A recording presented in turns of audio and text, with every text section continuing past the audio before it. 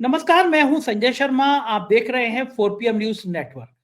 Sunday का दिन है, आपको बेसब्री से राजीव जी का इंतजार है। मैं ले चलता हूं राजीव जी के पास। हर बार की तरह मैं फिर कह दूं, अगर आपका ज्योतिष में रुचि है तो ये प्रोग्राम देखिए, नहीं हो तो बिल्कुल मत देखिए। मेरी ज्योतिष में रुचि है, इसलिए मैं ये प्रोग्राम करता हूँ। राजीव जी पेशे से इंजीनियर हैं, बेहद पढ़े लिखे हैं, फिर उनको अध्यात्म में रुचि हुई। उन्होंने धर्म शास्त्रों का अध्ययन किया और ज्योतिष की बातें करने लगे, जन्मपति देखने लगे। राजीव जी के बारे में बहुत सारे लोगों ने मुझे फोन किया, मैसेज किया, ट्वीट किया कि राजीव जी ने 4PM के बारे में क्यों नहीं बताया कि 4PM चैनल बंद हो जाएगा, आपके बारे में भविष्यवाणी क्यों नहीं करी।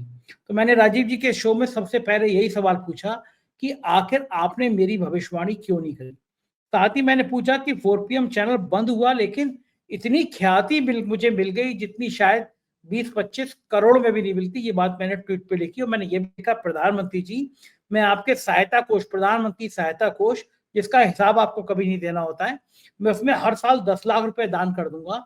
मेरा चैनल इसी तरह हर साल बंद कराते रहिए, क्योंकि इतनी ब्रांडिंग हो जाएगी मैंने सोचा नहीं था। तमाम बातें हैं। मैंने राजीव जी से इस प्रोग्राम में पूछा है कि राहुल गांधी की जिंदगी में मई से क्या बड़ा बदलाव आने जा रहा है, और जैसा कि मई का महीना राजनीति का बड़ा उथल पुथल है, तो मोदी जी के हालात क्या होने वाले हैं। शानदार बातचीत है, पूरी बातचीत है। ये बातचीत आप भारत में 4PM यूपी पर सुन पाएंगे, क्योंकि 4PM नेशनल अभी बंद है। तो 4PM यूपी पे अगर आप सुन रहे हैं, तो अगर आप इस देश में फ्रीडम, आज़ादी चाहते हैं मतलब पत्रकारिता का, तो इस चैनल को 4PM यूपी को सब्सक्राइब और ज्वाइन करें, और अपने साथ साथ कम से कम 50 लोगों को ये बात कहें कि अगर पूरे देश में 4PM बंद किया गया है, भारत सरकार को 4PM से इतनी मिर्ची लगी है, तो उसका जवाब यही है कि 4PM को ज्यादा से ज्यादा सब्सक्राइब करें, ज्वाइन करें। हम लोगों ने सुप्रीम कोर्ट पे रिट कर दी है, 2-3 दिन में फैसला आ जाएगा। ईश्वर ने चाहा तो फैसला आपके पक्ष में आएगा, 4PM नेशनल भी खुलेगा, 4PM यूपी तो आपके साथ है ही है। चलते हैं राजीव जी के पास, राजीव जी से समझेंगे, बातचीत करेंगे। चैनल को सब्सक्राइब और ज्वाइन करिएगा। चलिए राजीव जी, 4PM न्यूज नेटवर्क में स्वागत है राजीव जी आपका।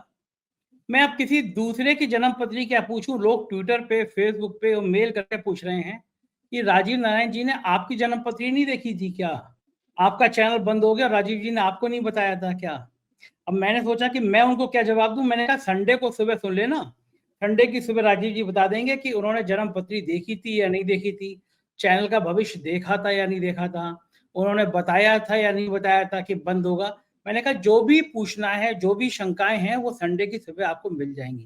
तो राजीव जी, उन लोगों के सवाल ये हैं कि 4PM न्यूज नेटवर्क को भारत सरकार ने बंद कर दिया, और हम्म। ये कह के बंद किया कि साहब ये नेशनल सिक्योरिटी के लिए खतरा है।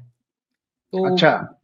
बाकी किसी चीज से बंद कर देते तो शायद मुझे आपत्ति नहीं होती, लेकिन उन्होंने कह दी साहब नेशनल सिक्योरिटी के लिए खतरा है, मतलब मुझे दाऊद इब्राहिम की श्रेणी में लाके खड़ा कर दिया।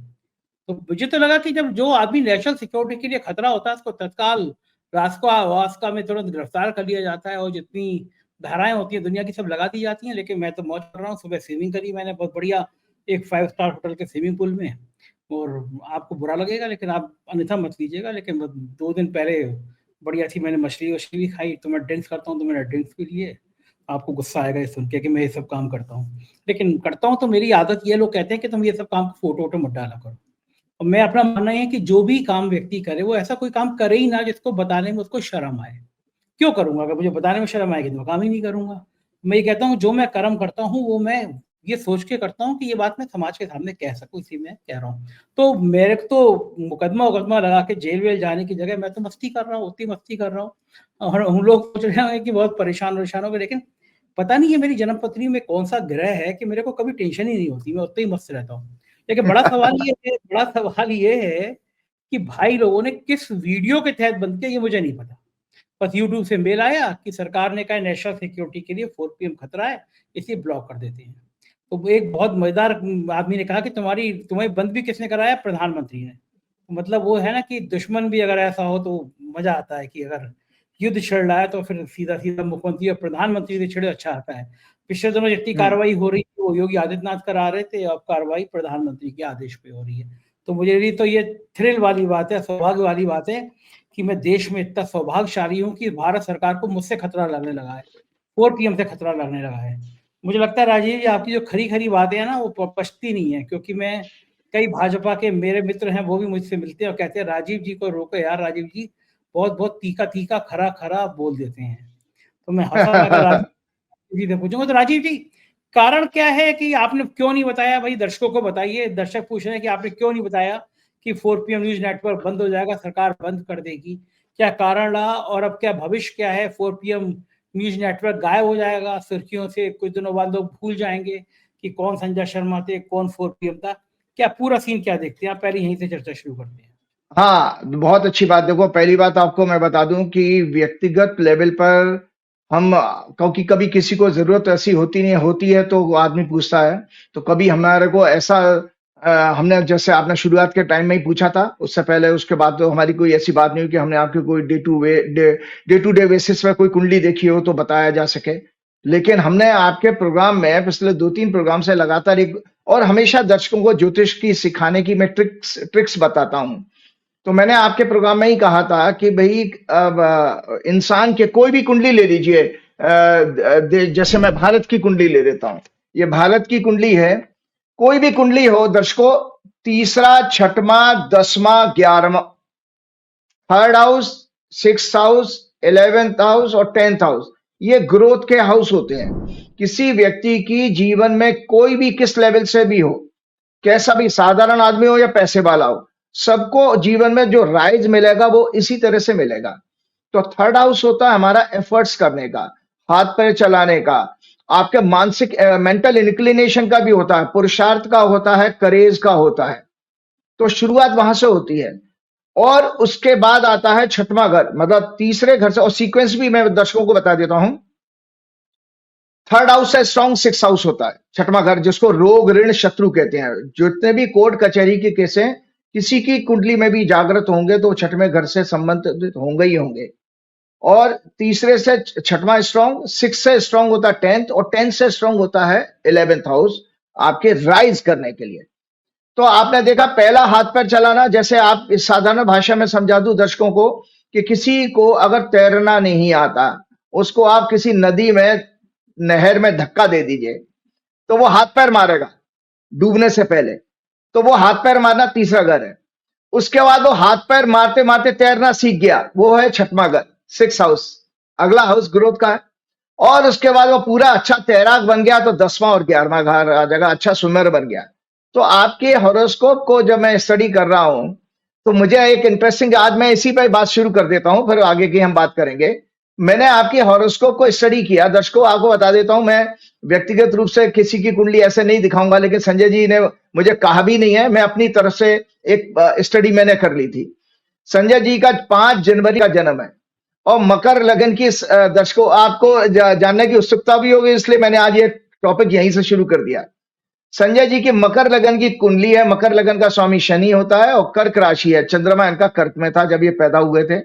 जन्म नक्षत्र इनका शनि का, बहुत अच्छे नक्षत्र में पैदा हुए हैं, पुष्य नक्षत्र में, जिसका स्वामी शनि है। और आपको जानकारी के लिए बता दूं, अभी भारत की कुंडली दिखाई थी, भारत का जन्म भी पुष्य नक्षत्र में हुआ। तो संजय जी की देशभक्ति पे तो कोई प्रश्न चिन्ह लगा ही नहीं सकता कि भारत, इंडिया की जो बर्थ की जन्म का नक्षत्र है वही संजय जी का जन्म का नक्षत्र है।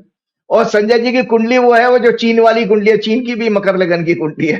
तो मंगल आपके 10वें घर में, तो मैं आपसे जानना चाहता हूं, मंगल 10वें घर में जबरदस्त ट्रेमेंडस करेज देता है, मतलब किसी व्यक्ति को, इसीलिए आप, मुझे बहुत सारी आपकी बैकग्राउंड जानकारी नहीं है, लेकिन क्या आपको हमेशा क्राइम रिलेटेड, या और आपकी वर्किंग हमेशा एग्रेसिव रही है, और क्राइम रिलेटेड जो है न्यूज रिपोर्टिंग में आपको बहुत आनंद आता होगा, क्योंकि वो 10वें घर का मंगल यही सारी चीजें दिखा है ना। और हमेशा आपके ब्यूरोक्रेसी से संबंध भी बहुत अच्छे रहेंगे, क्योंकि वो 10वें घर के संबंध की वजह से। सो 10वें घर में मंगल जो है, एक तो उच्च दिग्बली हो जाता है, मतलब उच्च का ना भी हो तो उसको एक डायरेक्शनल पावर, उसको और ज्यादा स्ट्रेंथ एनर्जी मिल जाती है।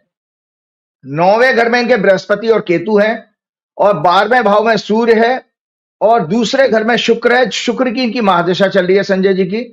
और मीन राशि जो तीसरा घर होता है, उसमें शनि, लग्नेश, राहु के साथ में बैठे हैं, और अभी भी शनि और राहु हैं इकट्ठे। तो जैसे ही शनि राहु 29 मार्च को इकट्ठे हुए संजय जी, तीसरा घर आपके सहयोगियों का भी होता है, और चूंकि आपका लग्नेश उसमें राहु के साथ फंस गया, तो किसी तरह की इसमें कॉन्स्पिरेसी का एंगल तो दिखाई दे रहा है।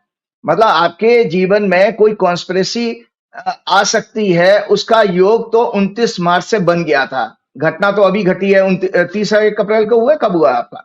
29 अप्रैल। 29 अप्रैल को, ठीक है जी।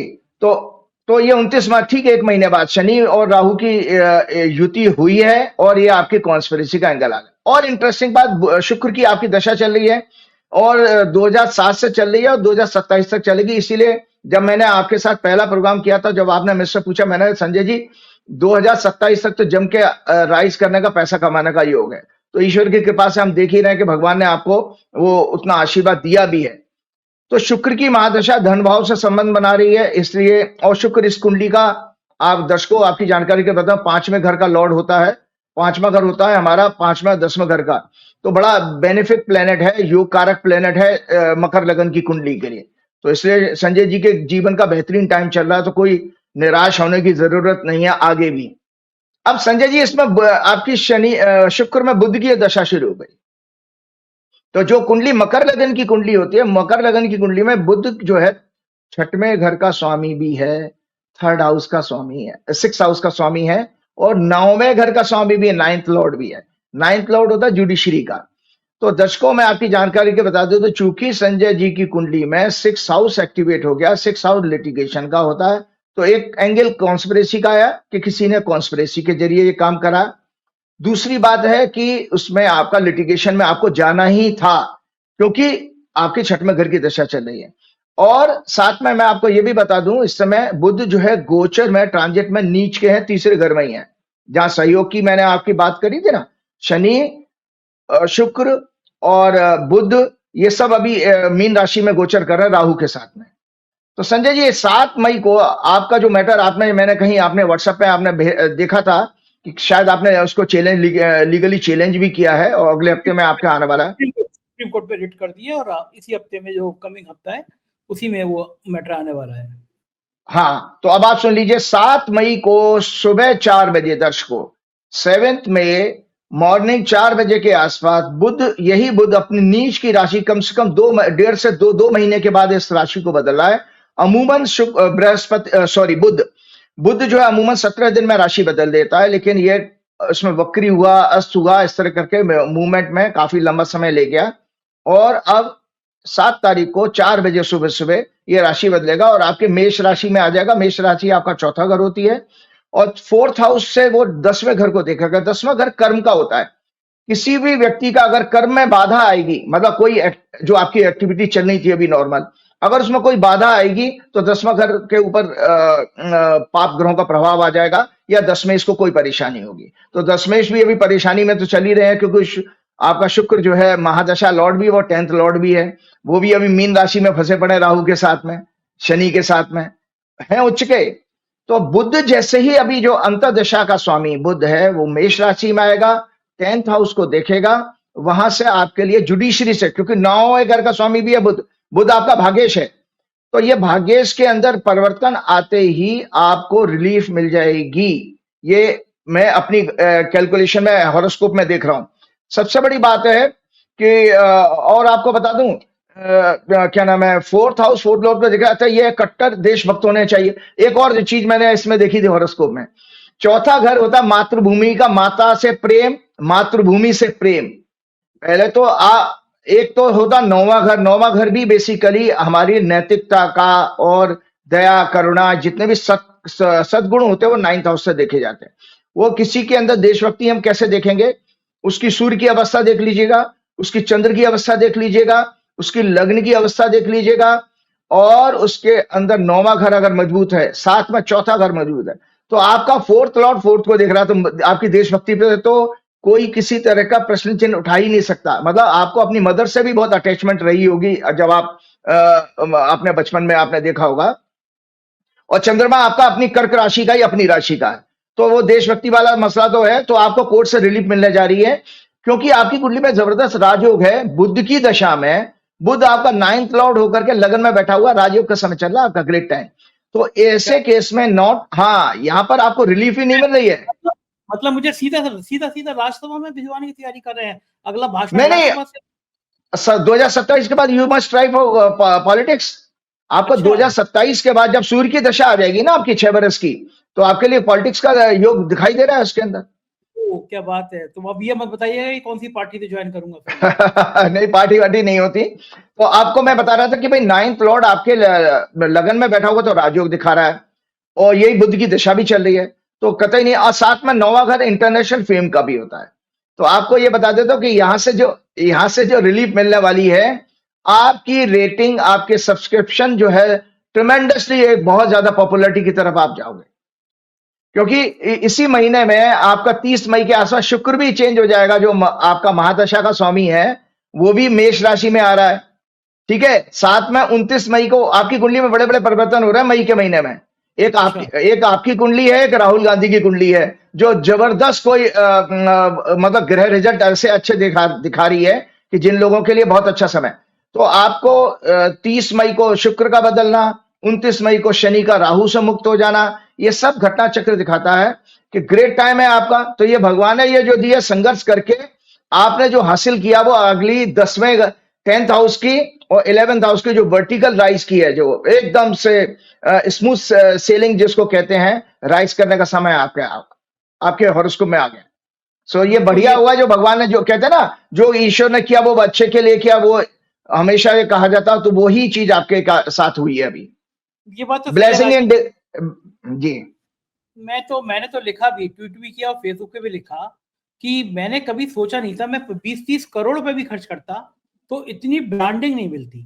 मतलब बहुत सीनियर जर्नलिस्ट क्या उन्होंने बताया कि अमेरिका में मीडिया में चर्चा, ऑस्ट्रेलिया की मीडिया में चर्चा, गल्फ में चर्चा कि कौन सा चैनल है, जैसे भारत ने भाई पाकिस्तान के बंद किया आपने ठीक किया, लेकिन भारत में कौन सा चैनल था जो सरकार को इतना दर्द दे रहा था कि सरकार ने कहा साहब ये हमें नेशनल सिक्योरिटी के बहाने इस चैनल को बंद कर दो। तो ये जो बिल्कुल लेमैन तक था ना मेरे चैनल, मतलब मैं कल्पना नहीं कर सकता था। जैसे ये बंद हुआ, हम लोगों ने 4PM यूपी शुरू किया, मतलब पहले से था लेकिन सारे वीडियो 4PM यूपी पे डालने शुरू किए। हम मानते थे, हमारी टीम मानती थी कि 4PM यूपी को 7-8 महीने में 1 मिलियन हो जाएगा, 7-8 महीने लगेंगे, 7-8 महीने में हो जाएगा। और राजीव जी 4 दिन बीते हैं, कल तक शायद वो 1 मिलियन हो जाएगा। रोज 50,000 1 लाख सब्सक्राइबर उसमें बढ़ते चले जा रहे हैं। क्या अभय बात है, दुबे जी क्या का बात। मैंने कल वीडियो किया, वो 5 लाख लोगों ने देखा यूपी पे, जबकि उसके इतने सब्सक्राइबर भी नहीं है। तो मैं देख रहा हूँ कि एक नाक कटी मुंह बन गया। सरकार ने एक को बंद किया, दूसरा जेट की स्पीड से भाग रहा है जब तक वो बंद ना हो जाए। और मुझसे अभय दुबे जी ने भी कल ये बात कहा था कि जब ये खुलेगा तो तुम सोच नहीं सकते कि इसकी क्या ब्रांडिंग होगी।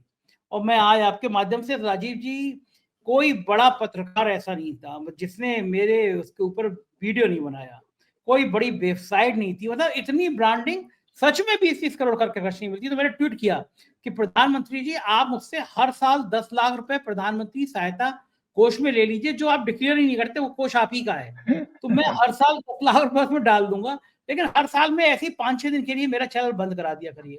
मुझे लगता है बंद परमानेंट तो आप करा नहीं पाएंगे, क्योंकि अगर ये जन जन की आवाज बन गया।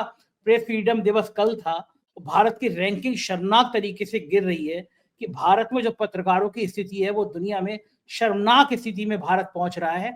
ये अभिव्यक्ति की आजादी को रोकने की कोशिश कर रहे हैं, तो वो तो रुक पा नहीं रही है इनसे, लेकिन इन्होंने रोकने की कोशिश में मुझे और ब्रांड बना दिया। आप सही कह रहे हैं, शायद ये मुझसे आपने कहा था कि शुक्र की महादशा चल रही है और उसमें मेरा कुछ होगा नहीं, मेरे को मस्ती आनी है। तो वही कारण है, बता रहा हूँ ना कि मैं आपको बढ़िया स्विमिंग कर रहा हूँ, बढ़िया खाना खा रहा हूँ, घूम रहा हूँ, मस्ती कर रहा हूँ और बाकी सुप्रीम कोर्ट की तैयारी भी कर रहा हूँ और जी, देखते क्या हो। बिल्कुल बिल्कुल नहीं नहीं, बिल्कुल वो जरा मैंने बताया कि आपका सर्टेन शॉर्ट आपकी सक्सेस आपको मिलने जा रही है जुडिशरी से, क्योंकि जुडिशरी का लॉर्ड है आपकी कुंडली में। आपकी अरे कुंडली में मैं है जो जुडिशरी का बुद्ध, जुडिशरी का लॉर्ड अरे मैं प्रशांत भूषण जी से मिला, कपिल सिब्बल जी से मिला, सब इतने है।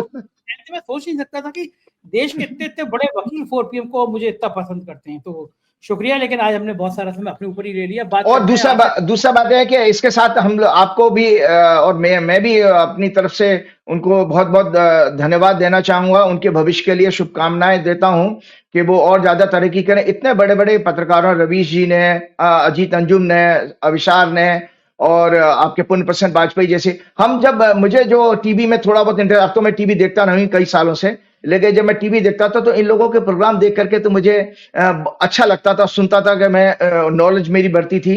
तो इन लोगों ने भी जो आपको समर्थन दिया, ईश्वर कृपा से ये लोग भी दिन दुगनी रात चौगनी तरक्की करें और खूब सारा और बहुत अच्छा इसमें इवन अशोक वानखेड़े जी ने भी तो एक अच्छा ये संदेश गया कि आप लोगों के साथ में जो एक यूनिटी आई है ये देश के लिए और गोदी मीडिया के मुंह पे एक करारा तमाचा है कि आप देखो कि सत्य को और सबसे अच्छी बात है ये एक बहुत देश की जनता के लिए बहुत शुभ संकेत है कि सत्य के साथ रहने वाले जो आपके सोशल मीडिया के सारे जर्नलिस्ट एक हैं ये एक आपके वाले एपिसोड से सिद्ध हो गया। हाँ ये क्या मुझसे कहा नेता ने कि तुम्हें छेड़ कर तो सरकार ने नुकसान कर लिया क्योंकि सारे लोग एक प्लेटफॉर्म पे आ गए। सरकार को सपने में भी उम्मीद होती कि तुम्हारे संग में इतना बड़ा जन समर्थन है देश का तो ये तुम पे हाथ कभी नहीं डालते। मैंने कहा चलो ये भी मर्जी है। लेकिन आपने एक बात और कही कि मई के महीने से 2 लोगों के सितारे अच्छे हो रहे हैं, मेरे और राहुल गांधी के। तो मेरे बारे में तो आपने बता दिया, लेकिन देश राहुल गांधी का भी भविष्य जानना चाहता है। राहुल गांधी ने पिछले कुछ सालों में एक जबरदस्त राजनीति में उछाल हासिल किया, इसमें कोई दो राय नहीं है। और राजनीति के एक माहिर खिलाड़ी के रूप में उभरे हैं। और राजीव जी मैं फिर अपने को आ गया 1-2 मिनट के लिए। पॉलिटिकल लोगों ने इतना ज्यादा साथ दिया, अखिलेश यादव ने आज तक इतना कभी लंबा ट्वीट नहीं लिखा। पहले दिन 4 PM पे फिर चैनल्स पे इतने लंबे लंबे ट्वीट किए। संजय राउत जी ने तो बिल्कुल रिकॉर्ड तोड़ दिया लाइव प्रेस कॉन्फ्रेंस में। उन्होंने लाइव कॉन्फ्रेंस में कह दिया कि भाई 4 PM जो है ना तुम्हारी 12 बजा देगा। अरविंद केजरीवाल ने, आम आदमी पार्टी ने, कांग्रेस के बड़े बड़े नेताओं ने, बहुआ मित्रा जी ने, मतलब मैं कुछ बड़े बड़े नेताओं का नाम भी भूल रहा हूँ, लेकिन सबने इतना, तेजस्वी यादव ने, इतना सब लोगों ने साथ दिया। अभिभूत हूं कि मुझे उम्मीद नहीं थी कि पूरे देश के पॉलिटिकल लोग भी इस तरह आ जाएंगे। तो अब आपने कहा मई में राहुल गांधी की भी दिन अच्छे हो रहे हैं, तो क्या लगता है अब आपको राहुल गांधी की जन्मपति थोड़ा डिस्कस करिए कि राहुल गांधी के दिन कैसे अच्छे होने वाले हैं, क्या क्या होने वाला है। फिर हम आपसे ये पूछेंगे कि आपने कहा था कि अपने साहिब, अपने 56 इंच वाले, 36 गलती से कह गया मैं, क्षमा कर दीजिए साहब, सुनना तो एनए से मत लगा दीजिएगा, 56 इंच वाले साहब जो हैं, तो आपने कहा था मई में थोड़ी परेशानी आएगी। काहे की परेशानी? एक चीज तो है मेरे वो मोदी जी में कॉमन, हम दोनों स्टाइलिश कपड़े पहनते हैं, हम दोनों मस्ती करते हैं, हम दोनों किसी की टेंशन नहीं लेते। मुझे अपने बंद होने की टेंशन नहीं है, उन्हें पहलगांव में आतंकी मारे जाने की टेंशन नहीं है। पहलगांव के आतंकी मारे गए, भाई अपना सऊदी का दौरा छोड़ के आया, आतंकियों की जगह छोड़कर सीधा वो बिहार में पहुंच गए। उसके बाद 2 दिन बाद लोगों को लगा पाकिस्तान अटैक की तैयारी होंगी, गोदी मीडिया कर रहा था अटैक अटैक अटैक। 9 घंटे वो फिल्मी शाहरुख खान और अक्षय कुमार और अभिनेत्रियों को देख देख के 9 घंटे गुजारते रहे। उसके बाद में वो केरल में थे, केरल में मस्ती करते रहे, सुबह दूसरे कपड़े, तो शाम को दूसरे कपड़े, और फिर चंद्रबाबू नायडू के संग मंच पे अटखेरिया करते रहे, जैसे नीतीश के संग खेलते रहे।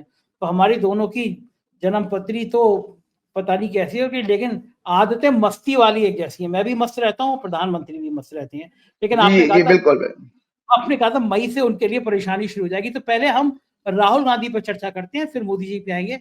राहुल गांधी की जिंदगी में मई में क्या क्या होने वाला है ये बताइए।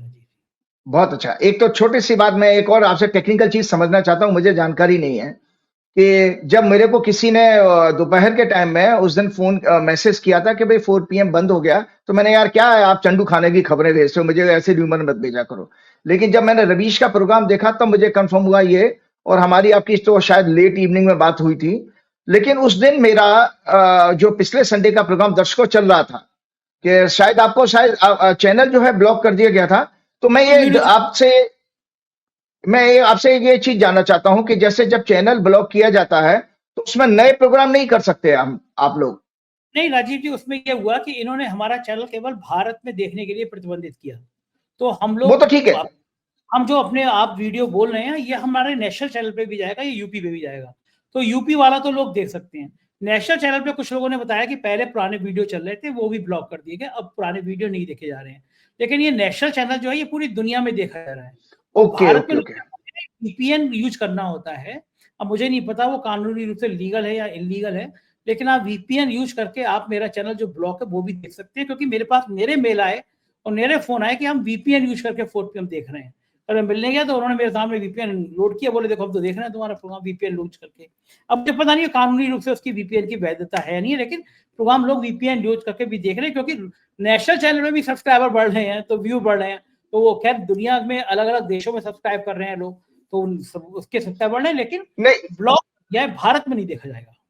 अच्छा, नहीं वो मुझे इसलिए मैंने पूछा क्योंकि उस दिन मैंने देखा, मेरा रात तक तो पिछले संडे का प्रोग्राम मैं देख पा रहा था, मैंने देखा था ऑन करके भी देखा सब, लेकिन अगले दिन सुबह देखता हूं तो वो प्रोग्राम बंद कर दिया। तो मैं हंसने लगा, मैंने कि सरकार जो है किसी मेरे एक ब्लॉक चैनल ब्लॉक होने में बड़ा योगदान आपका भी है। लोग कह रहे थे राजीव खरी खरी, तो वो बर्दाश्त नहीं होती राजीव जी की खरी खरी। नहीं नहीं, वो मैं बात सर, मुझे तो ये हंसी, मैं कहा राजीव जी की ब्रांडिंग भी अभूतपूर्व खरी खरी को कहने के कारण। तो अब देश का कोई ऐसा नेता नहीं है जो राजीव जी का प्रोग्राम ना देखता हो। तो राजीव जी के खरी खरी कहने के कारण ही ये ब्रांडिंग है।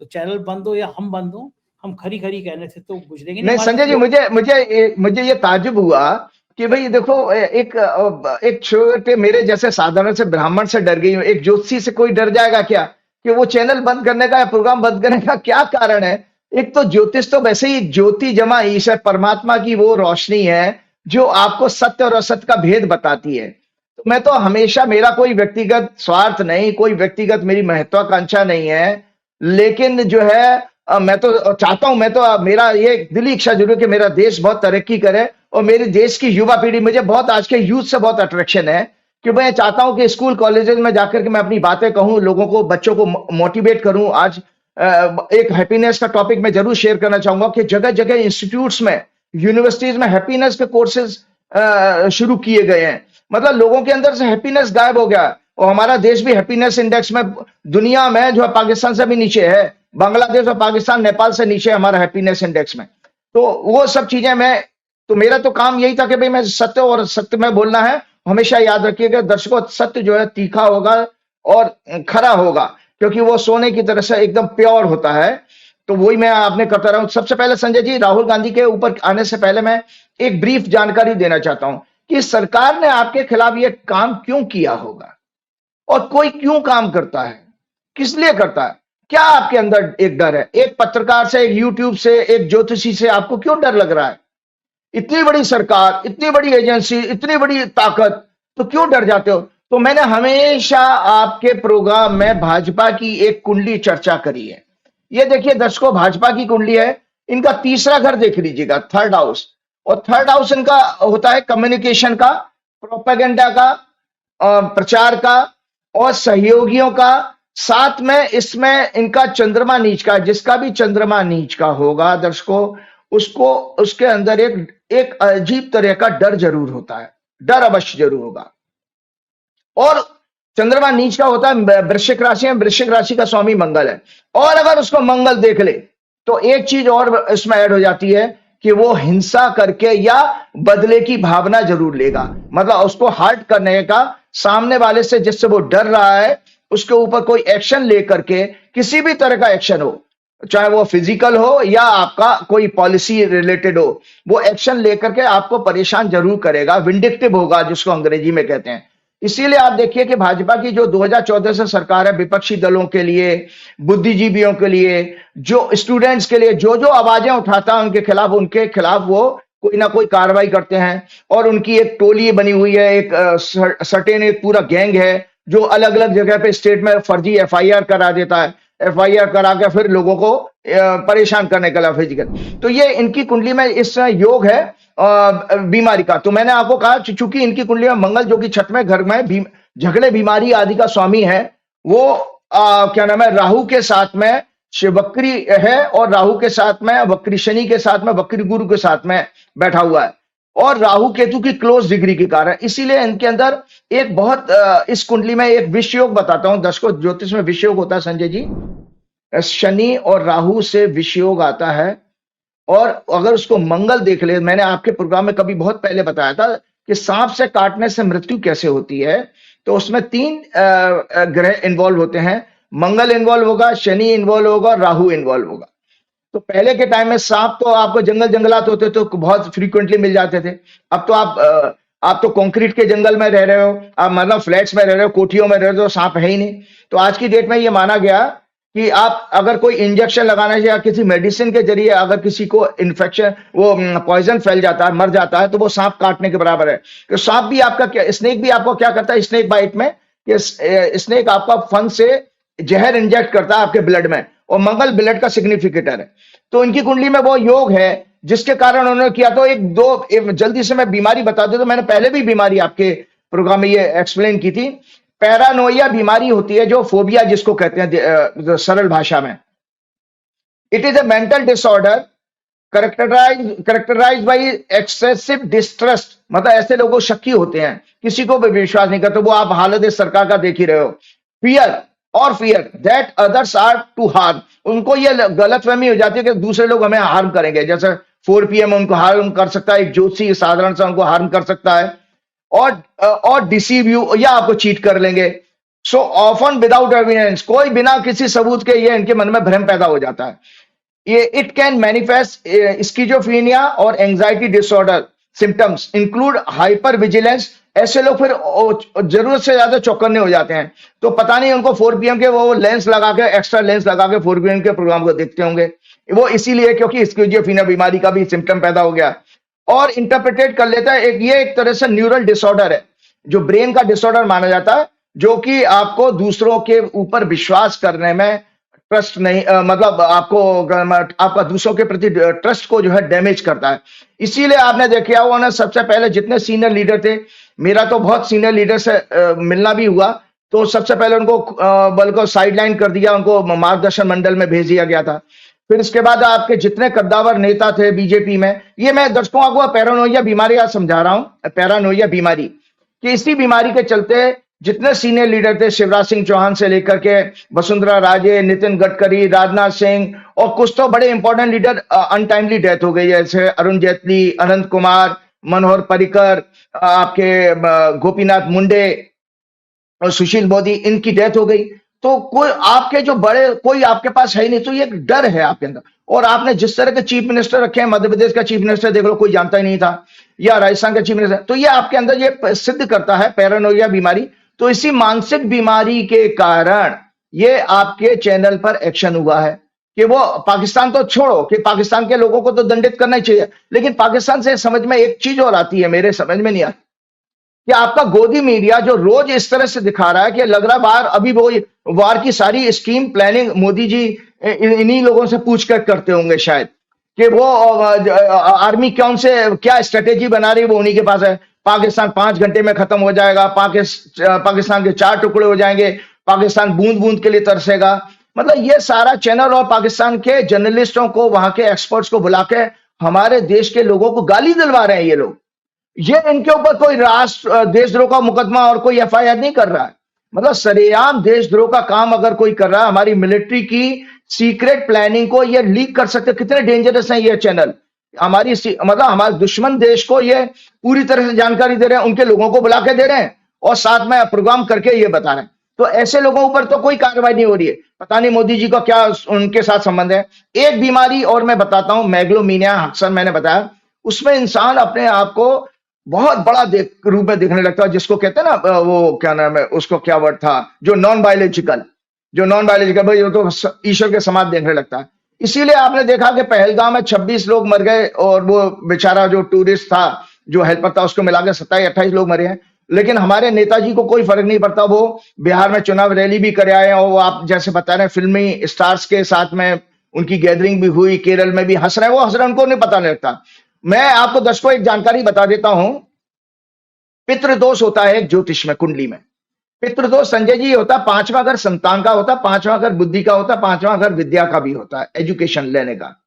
अगर किसी की, दर्शकों आप बताओ, पितृदोष वो होता है कि अगर राहु केतु आपके संतान के भाव में हो, तो ऐसे केस में जो है क्या नाम है, उस संतान में कोई बाधा होगी, और जो है क्या नाम है, या संतान को किसी तरह का कष्ट होगा। तो मोदी जी की कुंडली में कुछ इसी तरह का योग दिखाई दे रहा है कि उनको, इसीलिए वो इतने संवेदनहीन है।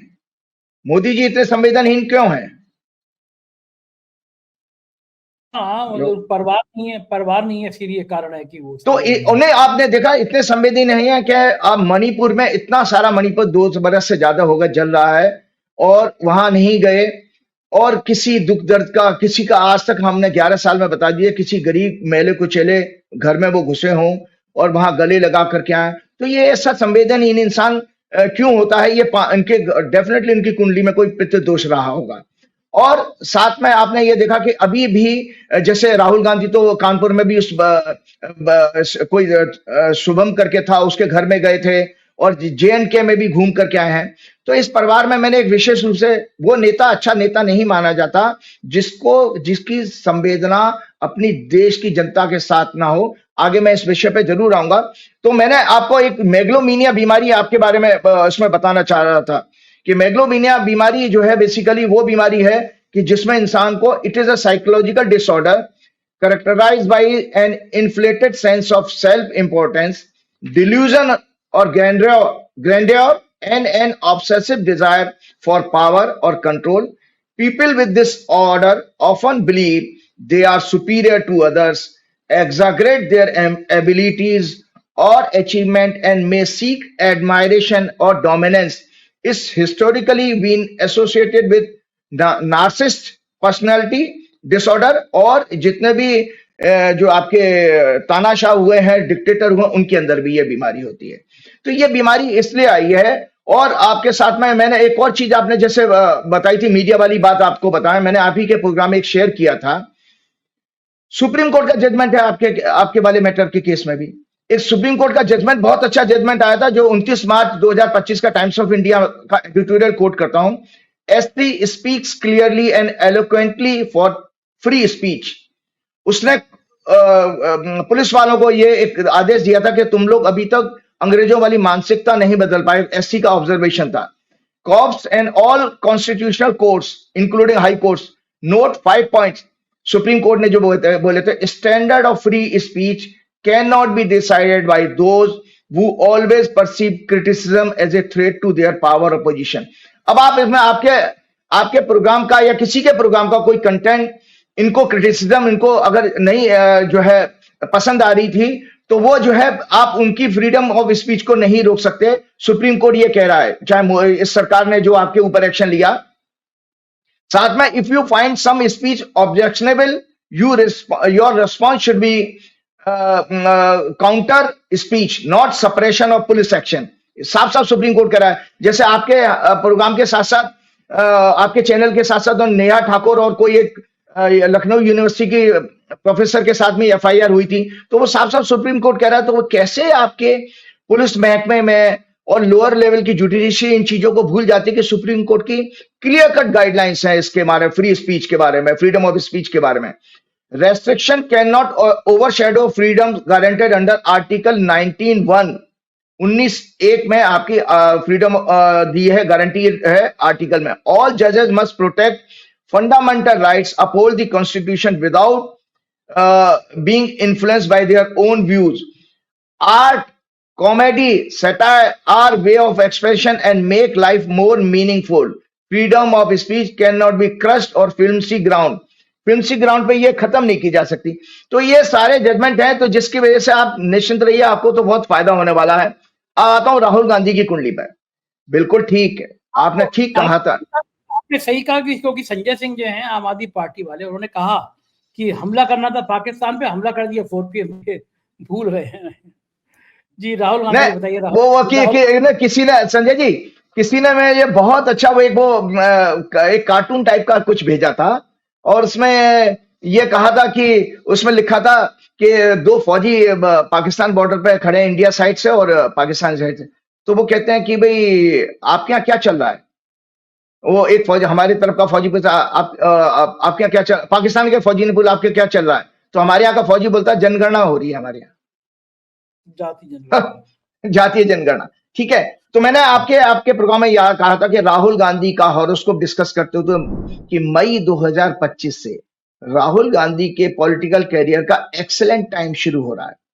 उनके राजयोग का समय है, इसलिए मजबूरी में बिहार चुनाव के डर के कारण सरकार को राहुल गांधी के पिछले 4 वर्षों से जो वो विषय उठा रहे थे, कास्ट सेंसस का, जातीय जनगणना का, उसको उन्होंने मानना पड़ा। और राहुल गांधी ने किस दबंगियाई के साथ लोकसभा में कहा था कि आपको ये करना पड़ेगा, और अगर आप नहीं करोगे तो हम सत्ता में आकर के इसको करेंगे, करना पड़ेगा। तो इसमें कई वीडियोस भी सोशल मीडिया पे उनके अवेलेबल हैं। बीजेपी, गोदी मीडिया और उनका IT सेल इनको चाह करके भी झूठा साबित नहीं कर पाएगा, क्योंकि अवेलेबल है आपके सोशल मीडिया पे। और आपको पता है, इंडिया अलायंस के लिए भी मैंने आपको कहा था, जब बहुत सारे लोग कह रहे राइट ऑफ हो गया, वक्त बिल के बाद में बैक टू बैक एक ऐसी सक्सेस मिली है जहां इंडिया अलायंस का फिर से ग्राफ देश के सामने ऊंचा हो गया। तो मैं राहुल गांधी की कुंडली को मैं आपको बता रहा हूं, क्यों मैंने कहा था कि भाई आपके लिए और राहुल गांधी की कुंडली में ये समय मई का महीना का बहुत अच्छा है। ये राहुल गांधी की कुंडली है। हमेशा आपके प्रोग्राम में कहा था कि राहुल गांधी 19 जून 1970 को जन्म हुआ था, शुक्रवार का समय है, तुला लगन की कुंडली है। क्यों राहुल गांधी की इस समय वर्तमान में राहु की महादशा चल रही है? राहु इस समय ट्रांजिट में 12वें घर में है, सॉरी 6वें घर में है, और शनि की इनकी अंतर्दशा शुरू हो चुकी है 20 मई 2024 से। मैंने आपके पिछले प्रोग्राम में भी कहा था, रिकॉल करिए कि 20 मई 2024, 2024 कह रहा हूं मैं। और संजय जी 2024 के बाद में राहुल गांधी लोकसभा में विपक्ष के नेता बने, कैबिनेट मिनिस्टर का दर्जा मिला। और मैंने आपके प्रोग्राम में हंसकर कहा था कि कैसे कैसे ज्योतिषी टीवी चैनल पर आ जाते हैं जो कहते हैं कि राहुल गांधी एक पार्षद का चुनाव नहीं जीत सकते, उनकी कुंडली इतनी कमजोर है। लेकिन मैंने हमेशा कहा कि राहुल गांधी की कुंडली में विश्व वर्ल्ड फेमस होने का योग है, क्योंकि उनका लग्नेश 10वें घर में शुक्र जो है अमल कीर्ति योग बना रहा है। तो राहुल गांधी की जब शनि की दशा शुरू हुई 20 मई 2024 से, तो आप देखिए कि आपके साथ अगर हुआ लिटिगेशन, तो राहुल गांधी के साथ कितने केसेस हो रहे हैं। अभी भी मैं अखबार में पढ़ रहा था कि वो नेशनल हेराल्ड केस में फिर से उनको कोई नोटिस वगैरह इशू कर दिया गया। कितनी उनके खिलाफ अलग अलग देश के राज्यों में उनके खिलाफ क्या नाम है एफआईआर की जा रही है, कितने उनके पास झूठे केस डाले जा रहे हैं। वो क्यों हो रहा है? क्योंकि उनकी महादशा जो है कनेक्ट कर रही है 6वें घर से। जब जब किसी की कुंडली में 6 हाउस एक्टिवेट होगा, या तो उसको बीमारी हारी आएगी, कर्जे बढ़ने, थोड़ा लॉस हो सकता है पैसे का, और आपका लिटिगेशन जरूर आएगा। तो राहुल गांधी की अभी महादशा और अंतर्दशा दोनों की दोनों इसमें आपके 6वें घर में आ गई हैं, क्योंकि शनि भी मीन राशि में ही है इस समय जो उनकी अंतर्दशा चली है। 29 मई को क्यों कहा था राहुल गांधी के लिए राजयोग का समय? 29 मई को महादशा का स्वामी, उनका जन्म का राहु, दर्शकों जो मैंने कुंडली दिखाई है उसमें 5वें घर में ही है। और 5वां घर जो है बेसिकली पूर्व पुण्य भाग होता है, पिछले जन्म का पुण्य। और हमने जब बहुत बड़ी एक मिनिस्टर्स, प्राइम मिनिस्टर्स और प्रेसिडेंट के ऊपर एक एस्ट्रोलॉजिकल रिसर्च जब की थी, तो उसमें यह पाया था कि 5वां घर एक्टिवेट होता है जब कोई इंसान को इस तरह के पद प्राप्त होते हैं। तो राहुल गांधी के लिए जबरदस्त राजयोग का समय शुरू हो गया है, क्योंकि उनकी महादशा का स्वामी 29 मई को 5वें घर में आ जाएगा जन्म के राहु पर। और 6वें घर का शनि जो होगा वो एकदम क्लियर हो जाएगा राहु से, बहुत अच्छा है। इसीलिए, और जातीय जनगणना की बात बता दूं, जातीय जनगणना का जो कास्ट सेंसस है, कास्ट वगैरह जितनी भी है जाति शब्द या पब्लिक से संबंधित जितने भी सामाजिक विषय हैं शनि से आते हैं। और शनि का मैंने आपको बताया भी था कि कांग्रेस की कुंडली भी मैंने दिखाई थी, ये कांग्रेस की कुंडली है दर्शकों। और कांग्रेस की कुंडली में जो है शनि की महादशा शुरू हो चुकी है, और शनि की महादशा, शनि उनके 5वें घर में बैठा है। ये देखिए कांग्रेस की कुंडली है, तो उनकी कुंडली में भी ये शनि की महादशा शुरू हो गई है। तो ये जातीय और ये जितनी कास्ट सेंसस इन्होंने कराई है, इसका सीधा सीधा फायदा राहुल गांधी को और राहुल गांधी की पार्टी को मिलने जा रहा है। और एक राहुल गांधी एक बड़े फोर्स के रूप में सामने, देश के सामने निकल के आएंगे। मैंने आपको कहा भी था, देखिए आप लोगों को शायद ये पता होगा कि जब ये इन लोगों ने हमारे सत्ता दल के लोगों ने किस तरह से इस जो अभी अनाउंसमेंट जो हुआ है इसके खिलाफ क्या क्या नहीं बोला था। गडकरी जी बोल गए कि जात की बात करने वालों को लात मारूंगा। पता नहीं है मोदी जी के लिए अब क्या कहेंगे, कि वो कहते हैं जाति की बात करने वाले के लात मारूंगा। तो अब वो क्या, मोदी जी ने चूंकि जातीय जनगणना का मामला छेड़ दिया है, तो क्या उनके लिए भी लागू होता है? स्वयं मोदी जी ने अर्बन, उन्होंने कहा था जो करेगा जात की बात उसको मारूंगा कसकर लात। हाँ, तो अब आप सोचिए, अब मोदी जी ने बात कर दी है, तो फिर अब आप सोचिए वो क्या उसका मतलब निकाला जाए। और स्वयं मोदी जी ने अर्बन नक्सल कहा था, और बटेंगे तो कटेंगे कहा था योगी जी ने। तो ये तो बातें सारी की सारी मोदी जी पे लागू हो रही हैं। अनुराग ठाकुर ने क्या कह दिया था संसद में, कि जो जाति की बात, जाति गणना की बात कर रहे हैं उनको अपनी खुद की जाति नहीं पता। तो क्या अनुराग ठाकुर मोदी जी से भी यही पूछेंगे? क्यों? क्योंकि ये सारे बयान जो उन्होंने दिए हैं वो तो सीधे सीधे मोदी जी पे लागू होते हैं, तो अपने नेता का वो अपमान कर रहे हैं। इसी तरह दिनेश शर्मा, राजस्थान का चीफ मिनिस्टर, और आपका मध्य प्रदेश का चीफ मिनिस्टर, उन्होंने भी कहा था कि ये अंग्रेजों की तरह देश को बांटने वाले हैं, हिंदुत्व को कमजोर करने वाले हैं। तो ये सारी की सारी चीजें इनको बैकफायर करेगी। क्यों? संघ भी तो नहीं चाहता था कि जाति जनगणना हो, आरएसएस भी तो नहीं चाहता था। देखिए ऐसा है, मैं आपको बता देता हूं, मैंने आपको पहले ही बताया था क्या नाम है इसके प्रोग्राम में कि जब भाजपा की वर्चुअल की चर्चा करते हुए मैंने आपसे कहा था 7 अप्रैल को जब शुरू हुई थी, मैंने कहा था कि ये जो है पार्टी जो है इसकी सारी पॉलिसी बैकफायर करेंगी।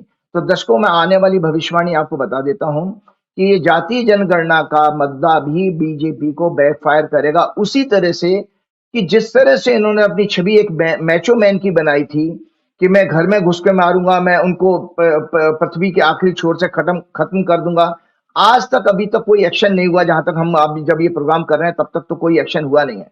और चलते चलते मैं आपको बता देता हूं, एक मैंने छोटी सी कैलकुलेशन की है, ये कुंडली है दर्शकों, ये कुंडली है जब इन्होंने कास्ट सेंसस अनाउंस की थी हमारे मिनिस्टर साहब ने 30 अप्रैल को लगभग शाम को 4:15 पे कन्या लगन की कुंडली बनी है।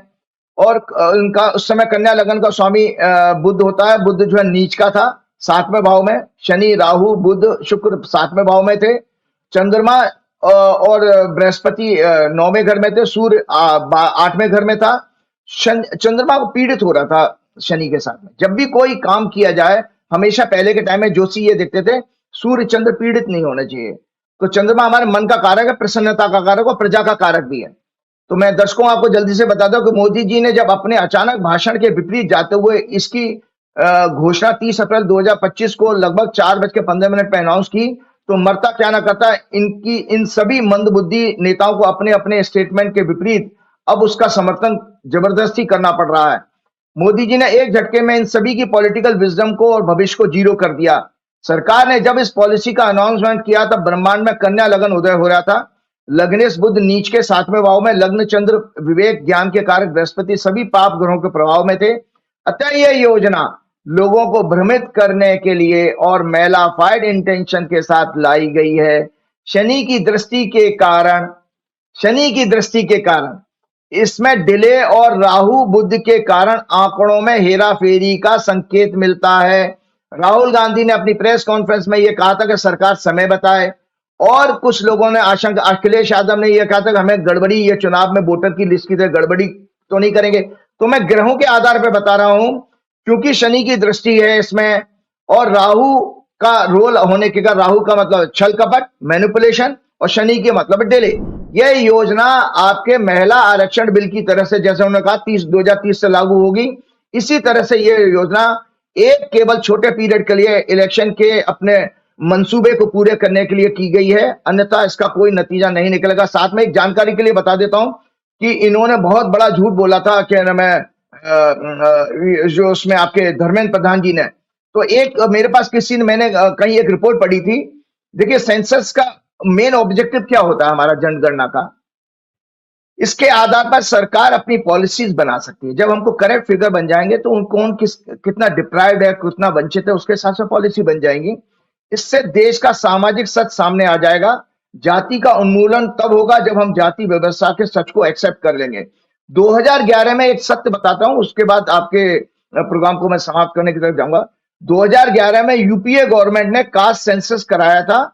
उस समय मोदी सरकार ने माना था कि ये आंकड़े करीब करीब 99% सही हैं। अरुण जेटली की प्रेस कॉन्फ्रेंस मैंने खुद सुनी है। उन्होंने अनाउंस किया था कि नीति आयोग के अध्यक्ष द्वारा इस डेटा को कंपाइल करके सार्वजनिक किया जाएगा। इसलिए 11 वर्षों से मोदी सरकार इस पर कुंडली मारकर बैठी हुई है। तो अब आप बताइए, ये क्या आरोप लगा रहे थे कि कांग्रेस ने इसको लागू नहीं किया था। कांग्रेस ने जब इसकी फाइनल उसकी काउंटिंग हुई थी 2012 तक, 13 में वो कंपाइलेशन चल रहा, तब तक सरकार बदल गई। उसके बाद और अरुण जेटली की प्रेस कॉन्फ्रेंस, अरुण जेटली ने माना था कि 99% काम सही है और हमारे नीति आयोग के अध्यक्ष इसको अनाउंस करेंगे, लेकिन नहीं हुआ। तो आप सोचिए कि आप, एक और चीज मैं बता देता हूं, आपके बागेश्वर बाबा, मैं तो चाहता हूं संजय जी कि बागेश्वर बाबा हैं, हमारे मीडिया के चैनल वाले हैं, सारे गोदी मीडिया के लोग, इन सब लोगों को बॉर्डर पे भेज दिया, तरह तरह की तांत्रिक पूजाएं करें। बागेश्वर बाबा आर्मी के, पाकिस्तान आर्मी के चीफ की कोई पर्ची वर्ची निकाल करके बता दे कुछ वहां पर, उनको बॉर्डर पे जाके इनको भेज देना चाहिए। दरअसल इन लोगों को, ये सब ताली थाली बजाने वाले लोग, दरअसल पहले के टाइम में राजा महाराजा ना अपने मनोरंजन के लिए चारण रखते थे, चारण को भांड कहते थे। वो जब राजा बोर हो जाता था अपने एडमिनिस्ट्रेटिव काम से, तो उनको मनोरंजन के लिए कोई ताली थाली बजाने वाले चाहिए। तो एग्जैक्टली यही सारे लोग हैं कि जितने आपके ना रामभद्राचार्य जी का भी कोई आपने सुना होगा बयान के मोदी जी ने जाति जनगणना लागू कर दिया, वो बोल के दिखाएं मोदी जी के खिलाफ। तो सबसे बड़ी सवाल है ये। तो मैंने आपको बताना और एक और हिस्टोरिकल फैक्ट्स बता देता हूं। 1978 में बिहार में कर्पूरी ठाकुर की सरकार ने जब 26% पिछड़ों का रिजर्वेशन को दिया था, तब जनसंघ ने समर्थन वापस लेकर उसकी सरकार गिरा दी थी। उस समय जनसंघ सरकार में समर्थन में थी। कर्पूरी ठाकुर को उस समय भी भद्दी भद्दी गालियां दी गई थी। 1990 में बीजेपी ने मंडल कमीशन की रिपोर्ट लागू करने पर विश्वनाथ प्रताप सिंह की सरकार गिराकर रथ यात्रा निकालने की योजना बनाई थी। एक चीज और चलते चलते मैं कहना चाहता हूं, जो काम इसमें आपके उन्होंने किया, क्या नाम है, फारूक अब्दुल्ला के बेटे ने, जानते हैं आपके हमारे धर्म शास्त्रों में क्या कहा गया है? राजा के जो मैं जल्दी से बताता हूं, राजा के राजधर्म क्या कहा है हमारे शास्त्रों में। कौटिल्य शास्त्र में कौटिल्य ने अर्थशास्त्र में लिखा है, in the happiness of his people is the Kings happiness, in their welfare his own. His good is not that which pleases him, but that which pleases his people. और मार्कंडे पुराण क्या लिखता है, that all person may be happy, में राजा का राजधर्म बताया मार्कंडे पुराण में, that all person may be happy, may express each others happiness, that there may be welfare of all being free from fear and disease, cherish good feelings and sense of brotherhood, unity and friendship. और धर्मराज युधिष्ठिर ने क्या कहा था महाभारत में, I seek no kingdom nor heavenly pleasure nor personal salvation. To relieve humanity from its manifold pains and distress is the supreme objective of mankind. और नारद स्मृति क्या कहती है, I shall respect and protect your belief and faith through I hold on to my belief and truth. Manusmriti क्या कहती है, it is obligatory for the king to give equal protection to all his subjects without any discrimination, just as the mother earth gives equal support to all the living beings. A king should give support to all without any discrimination. तो उसने हमारे उमर अब्दुल्ला ने कितनी बढ़िया बात की, इस सदन का स्पेशल सेशन बुलाया, जो कि काम केंद्र सरकार को करना चाहिए था। तो मैंने आज, चूंकि मैं ज्योतिष के साथ साथ धर्मशास्त्र की भी बातें करता हूं, तो मुझे बताना जरूरी था कि राजा का हमारे देश में कितना जो है सम्मान था और कितने अच्छी अच्छी बातें हमारे शास्त्रों में लिखी गई हैं। और हमारा आज हम जो धर्म संस्कृति का पाखंड फैलाने वाले लोगों के अंदर उसका विपरीत आचरण देखते हैं। जो आचरण जिसने दिखाया उसके बारे में मुझे 2 शब्द कहने थे, इसलिए मैंने ये अपनी बात पूरी कर रहा हूं। वो आचरण आज जो उमर अब्दुल्ला ने दिखाया, पूरी दुनिया में आज के समय पूरी दुनिया के लीडरशिप के लिए एक मिसाल के रूप में साबित होगा। उन्होंने क्या कहा, वो ये कहते हैं, इन राजधर्म का पालन अगर इस समय किसी ने किया है तो जेएनके के सीएम ने, उमर अब्दुल्ला ने, जिन्होंने असेंबली का स्पेशल सेशन बुलाकर मृतकों के प्रति संवेदना व्यक्त की, उनकी आत्माओं की शांति के लिए प्रार्थना की और उन सभी से पूरे देश में क्षमा मांगते हुए दुख प्रकट किया और भावुक होकर के क्या कहा कि आप सभी हमारे मेहमान थे, मैं आपकी सुरक्षा नहीं कर पाया, इसका मुझे बेहद दुख है। जबकि पूरा देश जानता है कि जेएनके में एलजी का एडमिनिस्ट्रेशन है, जो पूरी तरह से अमित शाह मोदी जी के अंडर में काम करता है। यहां तक कि जेएनके की local police, military and other paramilitary forces, लोगों को, टेररिस्ट को सुरक्षा देने का, इंटेलिजेंस का सब पावर्स इन्हीं केंद्र सरकार के पास है। इसलिए सही मायने में कल्प्रिट तो केंद्र सरकार की अमित शाह है। और ये महोदय 8 अप्रैल को जेएनके में असेंबली में जेएनके सिक्योरिटी की प्रिपरेशन के लिए वहां मीटिंग भी करके आए थे। उमर अब्दुल्ला का ये स्टेप पूरी दुनिया के एडमिनिस्ट्रेटर के लिए कई वर्षों तक मिसाल रहेगा। उन्होंने गीता में भगवान के द्वारा राजा के कर्तव्यों के अनुसार कार्य किए। भगवान ने गीता में कहा है कि जो महत्वपूर्ण पदों पर बैठे लोग होते हैं, जो श्रेष्ठ मनुष्य होते हैं, जो राजा होते हैं, उनको ऐसा आचरण करना चाहिए जो कि समाज और उन आगे आने वाली पीढ़ियां जिसका अनुसरण कर सके। और अभी तक, और इसके विपरीत अभी तक इस फेलियर के लिए केंद्र सरकार में Shah, Modi ji, police chief, home ministry के ऑफिशियल, किसी ने भी घटना का नैतिक जिम्मेदारी लेते हुए अभी अपने राजधर्म का पालन नहीं किया। अभी तक अमित शाह अन्य किसी भी मंत्री ने पहलगाम की घटना के बाद इतने दिन बाद बीत जाने पर भी कोई प्रेस कॉन्फ्रेंस नहीं की है, घटना के सारे फैक्ट्स देश के सामने नहीं लाए हैं, शेयर नहीं किए हैं। और आप इसके विपरीत हम देख ही रहे हैं। तो चलते चलते मैं अब इन लोगों के लिए और क्या कहूं, सबसे बड़ी बात मैं बताता हूं, मैंने हमेशा आपके प्रोग्राम में 2-3 बार वो गधे और उल्लू की कहानी सुनाई थी, उसी से एक मैसेज चला जाता है कि किस तरह से दिन निकलने के बाद भी गधा जब उल्लू की गाइडेंस लेता रहा तो उसका पतन निश्चित था। इसी तरह से आप सामान्य जीवन में देखते हैं ना कि भेड़ चल रही होती है, अगर वो भेड़ चलाने वाला एक छड़ी से यूं लगा देता है ना तो सारी भेड़ें एक उस छड़ी के डायरेक्शन में चले जाते हैं। वो जाति जनगणना का झुंझुना लॉलीपॉप दे दिया है तो गोदी मीडिया से लेकर के भक्त लोग खुश रहेंगे। और क्या नाम है, एक और बहुत दुखद बात थी, चलते समय मुझे लगा कि इस तरह का घृणित समाज हम लोगों ने पैदा कर दिया है। हमने आपके प्रोग्राम में एक बताया था कि समाज हमारा करेक्टर कैसे बनता है, एनवायरमेंट से बनते हैं आपके वर्ड्स, और वर्ड्स से आपके जब लगातार वो वर्ड्स आप रिपीटेडली यूज करते हो तो बन जाते हैं वही एक्शन, और वो रिपीटेड एक्शन बन जाता है आपका करेक्टर, और वो हैबिट बन जाता है, वही लंबे समय तक हैबिट आपकी बन जाती है करेक्टर, और वही इसी करेक्टर को अगर कई सारे लोग रिपीट करें तो वो बन जाती है संजय जी आपका कल्चर। तो जो देश में कल्चर आई है कि जिस लड़की को, जो यंग लड़की जो नेवी के कमांडर लेफ्टिनेंट की वाइफ जो थी, जिसकी फोटो लेकर के इन लोगों ने संजय जी जो है उसमें क्या नाम है धर्म पूछ करके मारा नाम की वीडियो चलाई थी, उसको संजय जी आप लोगों ने भी शायद कई प्रोग्राम किया, मेरा मन दुखी था तो मैं उसको जरूर शेयर करूंगा कि उसके बारे में जरा सा उसने अपनी एक को 2-3 दिन पहले कोई अपने उसके बच्चे का शायद उसके हस्बैंड का बर्थडे था क्या था, तो मीडिया ने जब पूछा तो उसने सिर्फ इतना सा बात कही थी कि इस देश में अमन शांति चाहिए, मुझे कोई हिंदू मुसलमान झगड़ा नहीं चाहिए, कश्मीरी लोग बहुत अच्छे हैं, इतनी बात कही ही थी। उसके ऊपर गोदी मीडिया के लोगों ने इनके ट्रोल आर्मी ने और कितने गंदे लोग हमारे समाज में पैदा हो गए, उन्होंने जो बात कही है, तो ये सोचिए कि कैसा समाज आप हमारे मोदी जी बना के जा रहे हैं। एक और बात बता देता हूं, मोदी जी ने अभी आप इन लोगों को, इन बेवकूफों को पता नहीं, पढ़ते पढ़ाते नहीं ना, मोदी जी ने कुंचल्ला लगा दिया जाति गणना में। अगले प्रोग्राम में मैं करूंगा कि एक उन्होंने कहा है कि पसमानदा मुस्लिम्स का भी इसमें ओबीसी में इंक्लूड करना चाहिए। तो अब हिंदू ओबीसी क्या करेंगे जब पसमानदा मुस्लिम भी इसमें जोड़ दिए जाएंगे? मोदी जी ने एक सगुफा छोड़ दिया है। पसमानदा आगे प्रोग्राम वैसे भी आरक्षण मिलता ही है। हाँ, तो मैं उसमें आगे बताऊंगा कि ये अगले प्रोग्राम में बताऊंगा।